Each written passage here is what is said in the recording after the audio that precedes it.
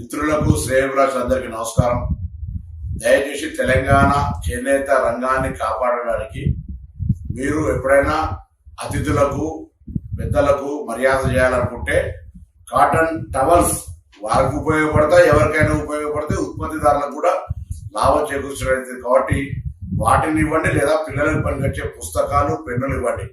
ఇది మేము కప్పుకోకుంటే మిమ్మల్ని అమర్యాద పరిచినట్టు, కప్పుకుంటే ఇది ఎందుకు పనికిరాదు, తీసి ఎవరికైనా బయట ఇస్తామంటే కూడా ఇది ఎవరికి ఉపయోగపడేది కాదు.